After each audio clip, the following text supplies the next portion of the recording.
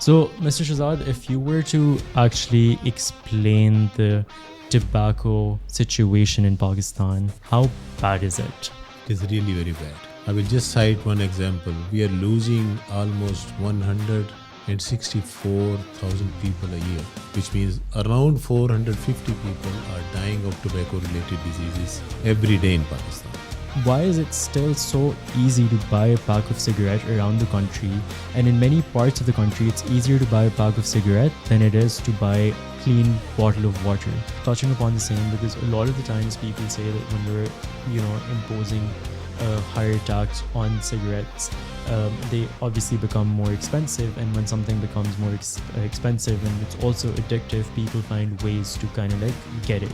And that also brings us to smuggling. There's like been a rise in smuggling of cigarettes as well.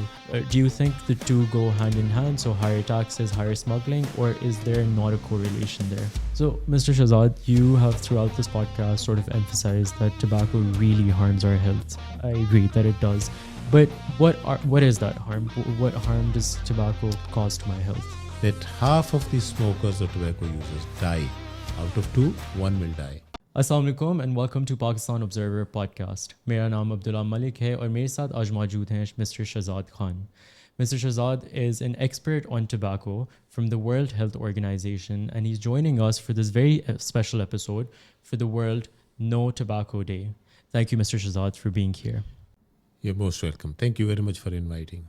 So, Mr. Shazad, if you were to actually explain the tobacco situation in Pakistan, how bad is it?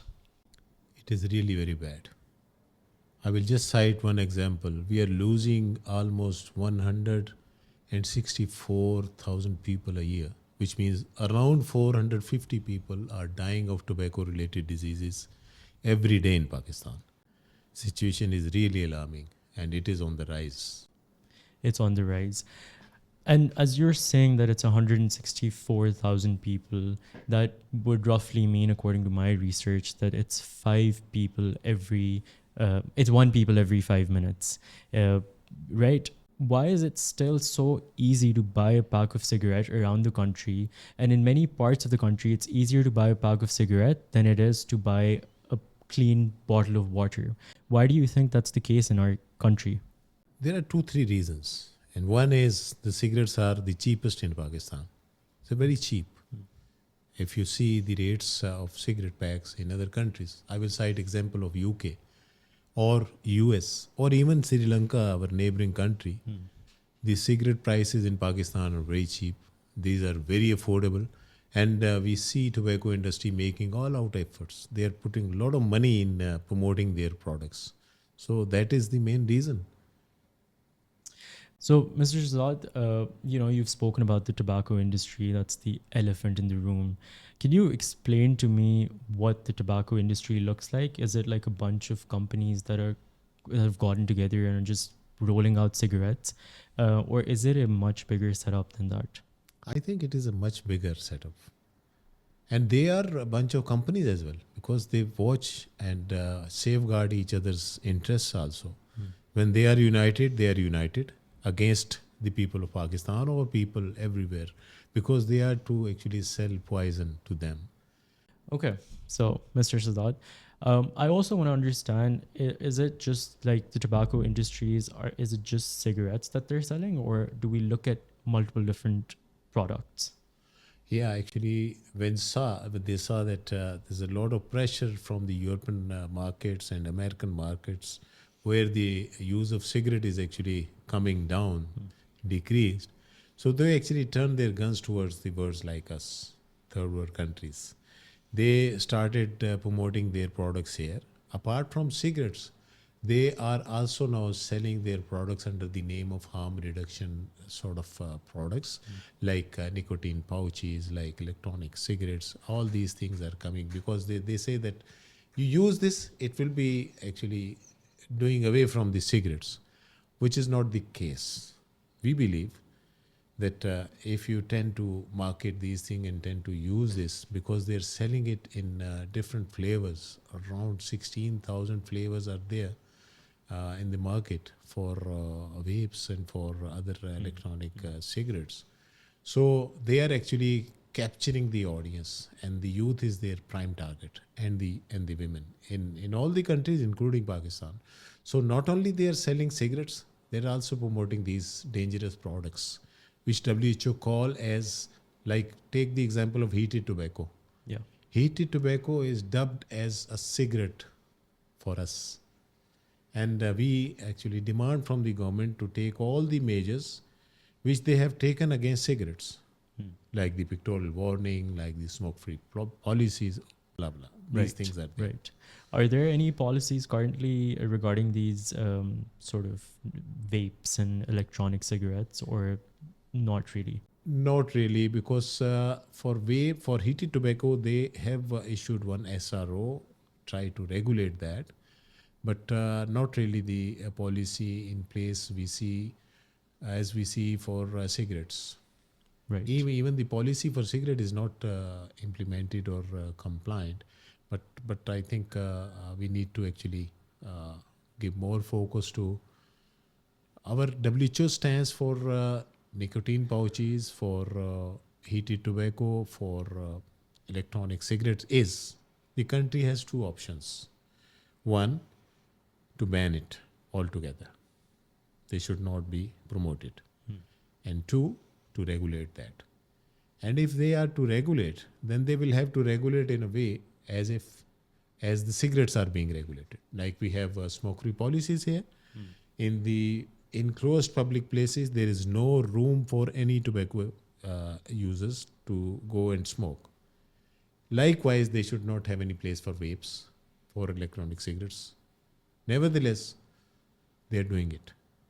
Right. Now, vapes you can see everywhere, and it is a sort of accepted norm here. So back to cigarettes, I mean, we can have a longer discussion on electronic cigarettes, vapes, and so on and so forth. But primarily, what is so wrong with cigarettes? What makes cigarettes so harmful? Very important question. I think this is very important. People should understand cigarette is just, we can say it, a poison in your hand, which you are actually taking in. Cigarette has almost 7,000 chemicals, proven chemicals, and around 250, even more than that, are carcinogenics, which means these are the agents which cause cancers. These are cancer-causing agents in cigarette. When you smoke, actually you're not only putting yourself, but also you're putting others at risk, at your home, at your workplace. The second-hand smoke, which you call as passive smoking, it is equally dangerous, even more than the active smoking. So that's why we always promote tobacco-free places. So if you could elaborate a bit on what passive smoking really means. It means that when somebody is smoking and somebody is sitting beside him or her and not smoking but inhaling the smoke. Right. So he becomes second-hand smoke. Right. And there is a third-hand smoke also, which is there in the curtains, in the clothes, right? So all these are actually causing health risks. Right. Because a lot of people do still believe that, sure, if you're a smoker, that is harmful to you. But if you are in that surrounding, not really, because you're not indulging. And, you are sitting here and saying that is very, very harmful. Of course.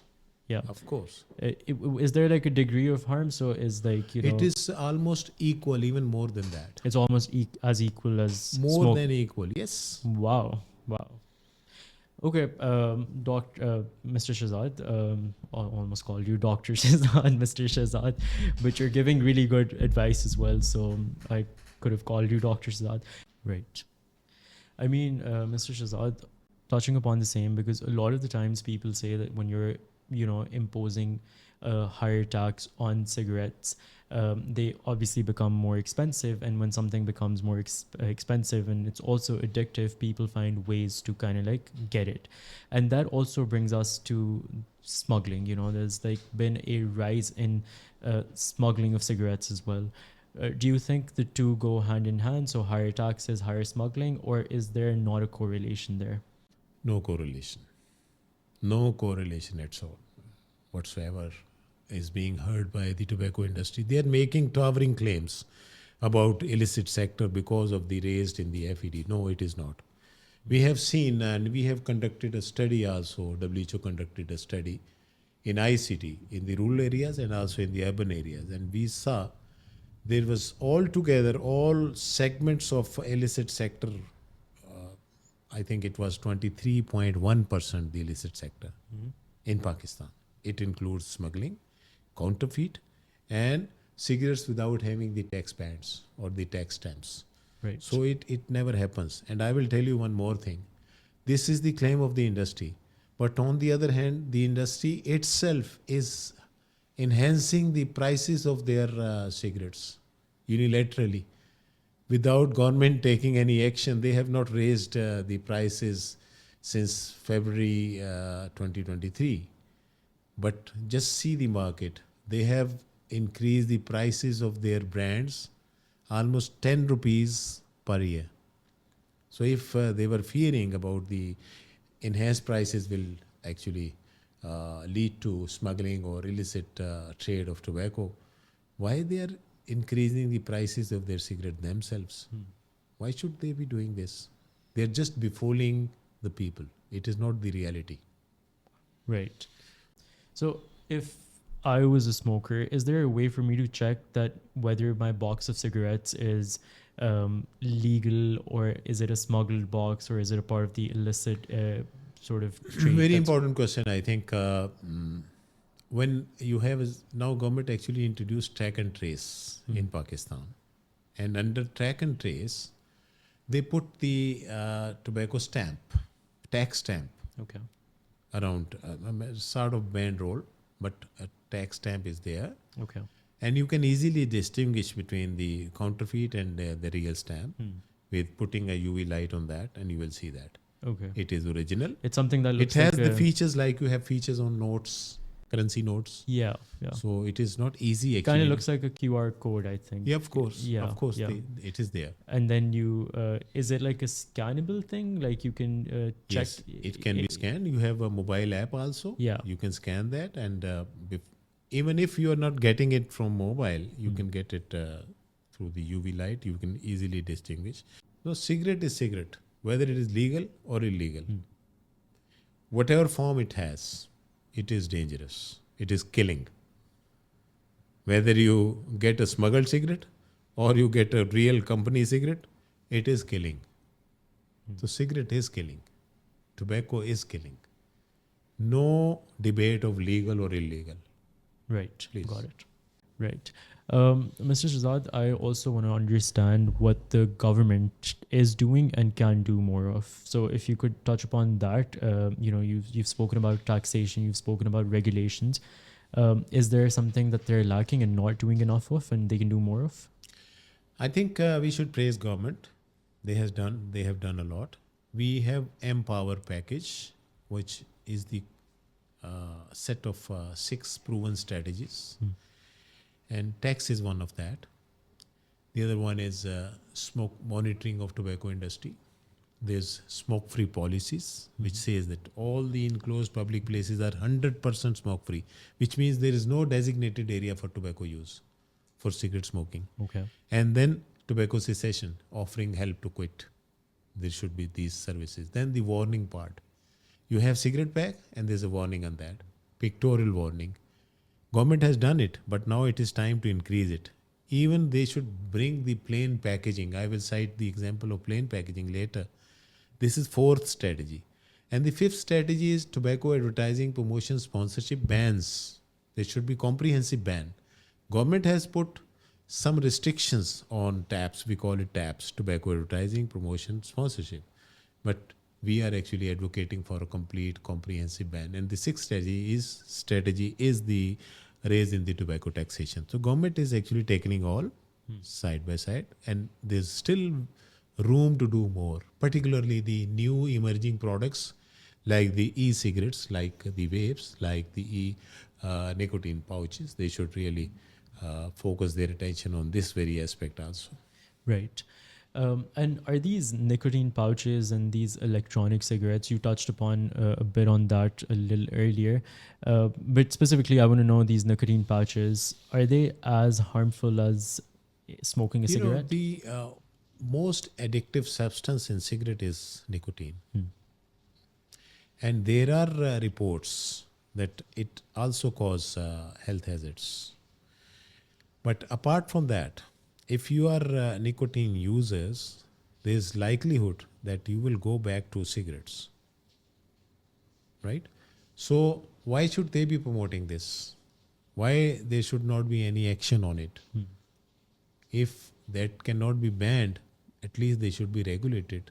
Right. These nicotine pouches should have pack warnings, pictorial health warning, plain packaging, tax. All these things should be there on this also. You just take it for granted that be it e-cigarette, be it vapes, be it nicotine pouches, what about shisha, be it shisha or be it cigarette, all are harmful. Right. Mr. Shazad, I also want to understand, and this is, of course, like advice to someone that is willing and wanting to quit smoking, how to do that, where to start. Okay. Number one is will. He or she should have the will to quit. They should have a quitting date agreed with family or friend, wherever he or she feels comfort. The date is decided, the day is decided, will is there, and then you start quitting.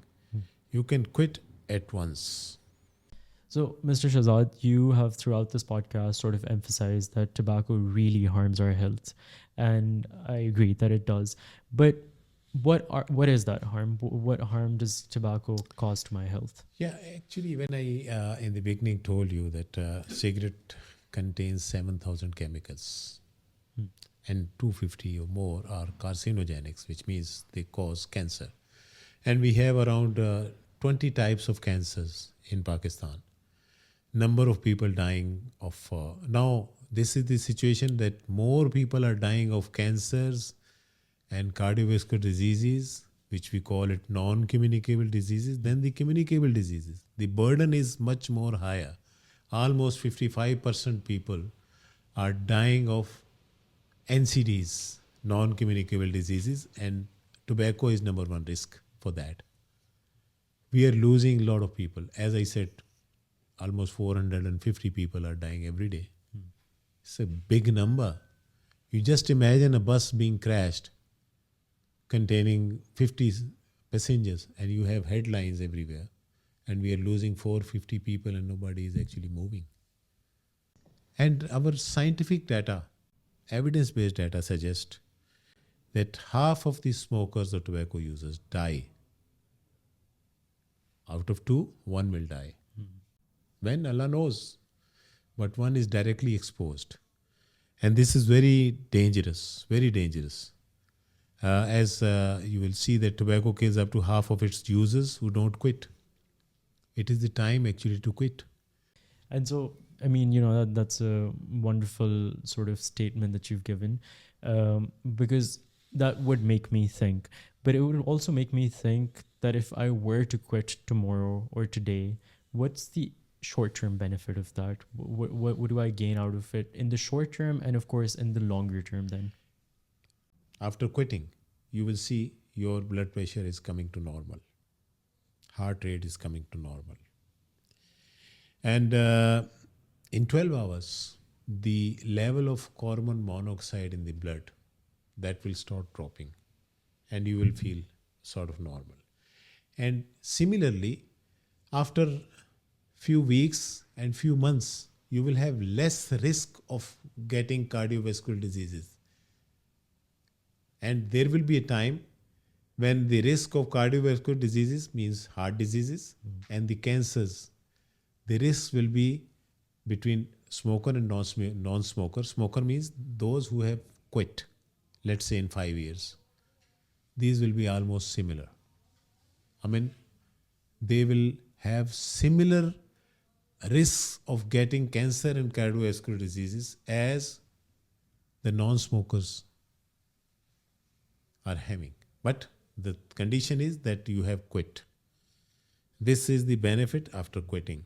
Those who think that, oh, I have smoked for 20 years, so what is the now benefit of quitting? The damage is done. No.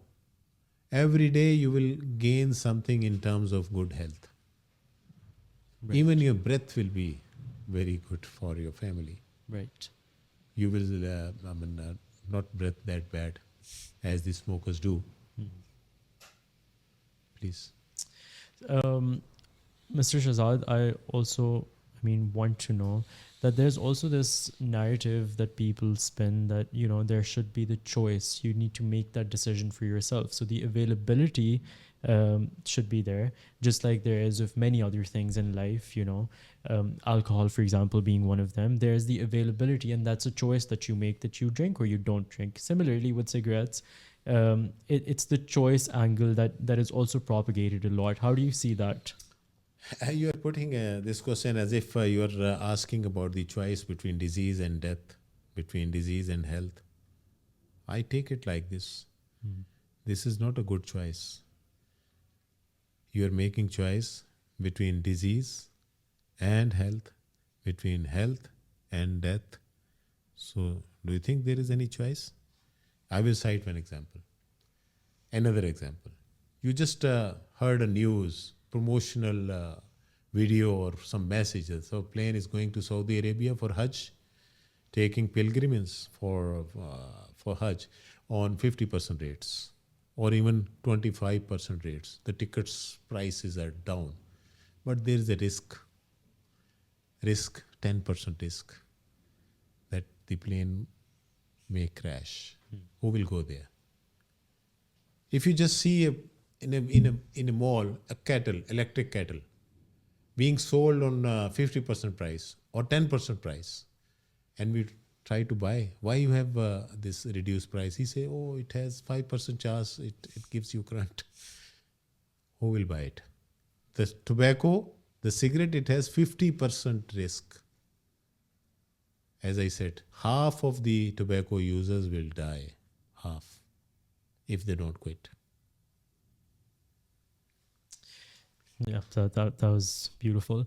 Mr. Shahzad, lastly, I want to know if you had a minute or two with, the CEO of a tobacco firm or a tobacco company, what would you say to them? I will say to them, don't play with the lives of the people. Do some other business. Thank you so much, Mr. Shahzad, for being a part of the Pakistan Observer podcast. On behalf of the World Health Organization's office in Pakistan, thank you so much for joining this insightful conversation. And I hope that this conversation does good to our listeners and our viewers. Thank you so much. Thank you very much. Thank you very much.